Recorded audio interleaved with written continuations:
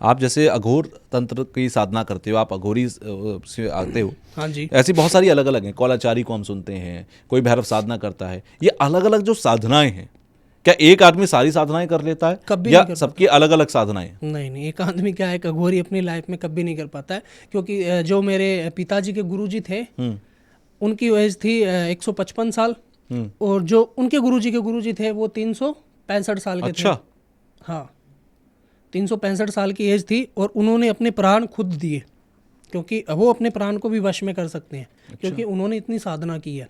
एक अघोरी सच्चा अघोरी साधक होता है तो वो मुर्दे में जान फूंक सकता है अच्छा। जब शव साधना की जाती है।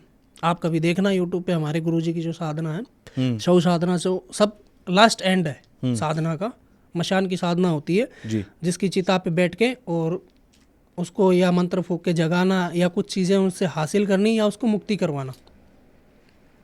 तो एक अघोरी में इतनी ताकत होती है कि एक क्षण पे वो ईश्वर को भी बुला सकता है। अच्छा। तो वो स्वयं महाकाल से जुड़ा हुआ है, महाकाल का रूप है। बिल्कुल। शमशान में कौन वास करता है? महादेव। महादेव।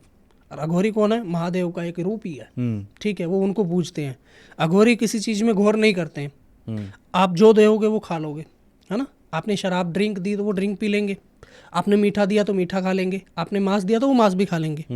उनको कोई चीज़ से घोर नहीं है, तो वो ईश्वर से जुड़े हुए हैं। जब बच्चा अपनी माँ के कोख में रहता है तो उसके अंदर मल मूत्र सभी कुछ पेट में जाता है। बिल्कुल। और बच्चा जब तक अपनी उसको समझ नहीं आती है तब तक वो सारी चीज़ें आम समझता है, वो अपनी लेटरिन भी उठा के खा जाता है। तो वैसे अघोरी ये सारी साधना है, ये सर्वंग साधना है, जिसमें वो अपनी पोटी खा सकता है, अपना मूत्र पी सकता है। अच्छा। और शिव प्रसाद भी खा सकता है। और एक अघोरी की साधना करने के लिए सब करना पड़ता है? अघोरी बहुत प्रकार के होते हैं, जिसमें इसमें ओगड़ भी होते हैं, अघोरी भी होते हैं। तो वो उसको किस वे में चलना है, ठीक है। एक तो साधु संत महात्मा हो गए जो वैदिक के हैं, जो भगवान का नाम जप करते हैं और उन्हीं का ही हमेशा ख्याल रखते हैं कि अपने को नाम जप करना, हवन करना है या कुछ ऐसी पावर, या किसी की कुंडली वगैरह देख लेना। एक जो अघोरी होता है जो शमशान में बैठता है, वो एक अलग प्रक्रिया है। क्योंकि जो अघोरी होता है उसको कभी ये जो पूजा करता है, जिस एंटिटी को मानता है और जो काली शक्तियों को पूजता है, तो उसको कभी मुक्ति नहीं मिलती है। अघोरी को कभी नहीं मिलती है, क्योंकि अघोरी का कपाल हमेशा एक दूसरे का बुकिंग हो जाता है। अच्छा। हाँ, जैसे आपने देखा होगा कि अघोरी के पास में कपाल रहता है, वो कपाल कोई नॉर्मल व्यक्ति का नहीं होता है, कभी नहीं होएगा। वो कपाल होता है अघोरी का, क्योंकि जो अघोरी शुरू से साधना कर रहा है वो पावर उसके दिमाग में है। अभी जैसे आप पॉडकास्ट कर रहे हो तो आपके दिमाग में पॉडकास्ट के रिलेटिव ही चलेगा। बिल्कुल। और मैं एक साधना कर रहा हूँ तो मेरे दिमाग में साधना के प्रति की है जी। तो वैसे इनका कपाल बुक हो जाता है कि भाई तू मरा तो तेरा कपाल मेरा, और मैं मरा तो तेरा कपाल मेरा। अच्छा। हाँ, वैसे ऐसे रखते हैं। ऐसे रखते और ये सभी आपस में अघोरी जो हैं वो सब अपना कपाल किसी न किसी को पहले ही बता के जाते हैं, पहले बुक कर देते हैं। ओके। और खत्म होने के बाद में वो और कपाल, उस कपाल की इतनी शक्ति होती है, किस हद तक शक्ति रहती है उस कपाल के अंदर? क्योंकि उन्होंने जो लाइफ में साधना की है, उन्होंने अपनी जिंदगी में जो भी साधना की है उसके अंदर है। जी। जिसके पास में वो कपाल है उसकी खुद की साधना है, तो वो डबल पावर हो गई ना। बिल्कुल। तो उसको प्रत्यक्ष की प्रमाण की जरूरत नहीं पड़ती है। वो एक बार बोलता है कि ये चीज़ जाके वहाँ पे देख के आओ, तो वो जाके देख के आते हैं। चाहे मीलों दूर नहीं, 7 समुद्र पार भी बैठा व्यक्ति हो, उसके बारे में भी वो भूत भविष्य और वर्तमान में कपाल बता देता है। और ये कितनी तेजी से चीजें हो सकती हैं? तीव्र गति से, हवा की कोई तेजी पकड़ पाए आज तक? तो वैसे ये इतनी तेज चलती है। आपका अनुभव कैसा रहा? आपने कौन कौन सी सिद्धियां की हुई हैं? मैंने तो काल भैरव जी को सिद्ध किए हुए, ठीक है, जो मशान के भैरव होते हैं।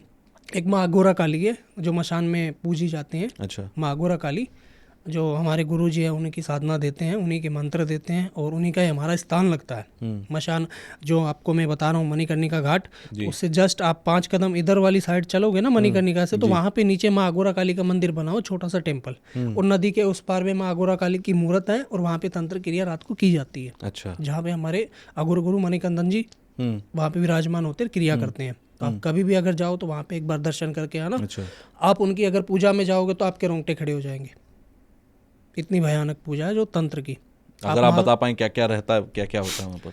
वहाँ पे पूजा में मेरे जो गुरुजी के शिष्य रहते हैं जी। बहुत सारी हवन सामग्रियाँ भी रहती है, काफ़ी ज़्यादा लेडीज भी होती है जो साधना लेने के लिए आए होते हैं, ठीक है। ढोल नगाड़े बाज के और शक्ति को बुलाया जाता है, शक्ति का प्रतीक जो वहाँ पे हवन लगाते हैं हमारे गुरुजी। और हम भी हवन जो क्रिया करते हैं मशान में, तो हम कोई बाहर की लकड़ी नहीं लाते हैं, कोई पेड़ की टहनी की लकड़ी तोड़ के नहीं लेके आते हैं। वहाँ पे जो चिता जलती है, चिता ठंडी हो गई, चिता ठंडी होने के बाद में आसपास में जो लकड़ियाँ पड़ी रहती है उस पर पानी डोल कर उस हवन में लगाते हैं, तब ये तंत्र क्रिया चिता की लकड़ी रहती है। चिता की लकड़ी रहती है, और वहाँ पे भी चिता की लकड़ी ही लगाई जाती है, क्योंकि जो मणिकर्णिका शमशान घाट है वहाँ पे चिता की लकड़ी हम रात को उठाते हैं और बोट में उस पार लेके जाते हैं, उससे हम हवन करते हैं। तो तंत्र जितना जानोगे ना उतना ही कम है। आज तक कोई समुद्र को जान पाया है? नहीं जान पाया। अथाक समुद्र है, अथाक समुद्र है। बिल्कुल। रिसर्च की हो तो 15-20%, तो वैसे ही 15-20% ही हमने की है और गुरु जी ने कुछ ज़्यादा कर ली है। बस इतनी बात है कि 100 में से 100% कोई नहीं जान पाया है, क्योंकि ये स्वयं महाकाल और महाकाली की शक्तियाँ हैं। आज भी महाकाली की शक्तियाँ उपलब्ध है, अगर आप साधना और सिद्धि करना चाहो तो मशान में। बिल्कुल। आपकी सबसे बड़ी शक्ति क्या है, आपको क्या लगता है, जो आज तक आपने अचीव किया? अभी तो बहुत साधना करना बाकी हाँ जी, है, हाँ जी। लेकिन अभी तक की साधना की सबसे बड़ी सिद्धि आपने क्या की है? सबसे बड़ी सिद्धि मैंने काल भैरव जी की और माँ गोरा काली की है। और इससे आप क्या क्या कर सकते हो? जो मेरे साथ में खड़े रहते हैं उनसे करवा नहीं सकते, पावर है वो अभी भी, या सिर्फ जब साधना करते हैं? साधना है हमारे पास में, और वो साधना का प्रतीक है। हम जब कोई भी काम करते हैं तो उसमें बेझिझक होके करते हैं, हम डरते नहीं हैं। तो ये जो पावर होती है हमारी दोनों तरफ खड़ी रहती है, एक इधर एक उधर।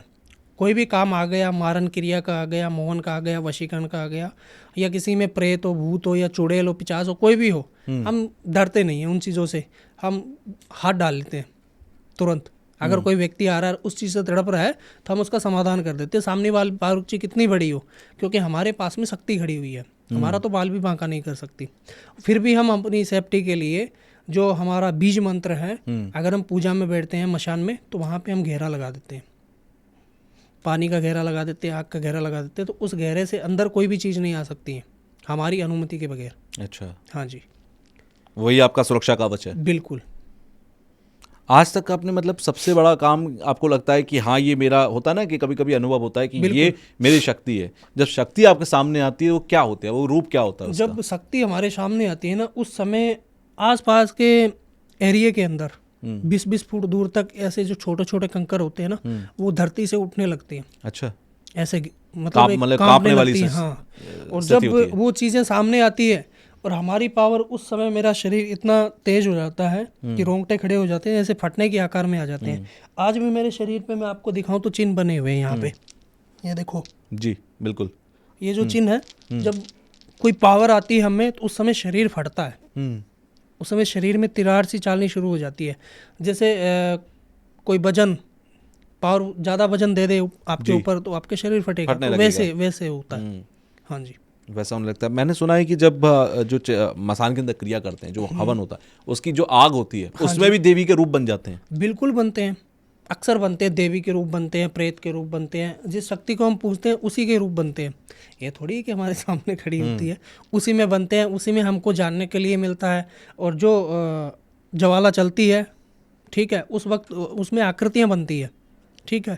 हम जोत लगाते हैं कई बार माता रानी की, और कोई पावरफुल कार्य जानना हो तो उसमें हमको जोत में फ़ोटो भी दिखाई देती है उस व्यक्ति की। उस जोत में फ़ोटो आ जाती है।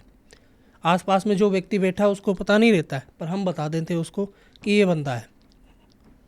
अगर आपको ये क्लिप पसंद आई है तो आप इसका पूरा पॉडकास्ट जरूर देखिएगा। उसका लिंक आपको डिस्क्रिप्शन बॉक्स में मिल जाएगा, और वहां जाकर आप इस लिंक पर क्लिक करके फुल पॉडकास्ट को देखिए, एंजॉय कीजिए। कमेंट बॉक्स में मुझे जरूर बताइएगा कि आपको जो कुछ पॉडकास्ट में बताया गया वो कितना सटीक, कितना बेहतर, कितना नॉलेजेबल लगा, आपकी लाइफ में कितना वैल्यू एडिशन इसका हुआ। तो पूरा पॉडकास्ट देखकर फीडबैक देना बिल्कुल मत भूलिएगा।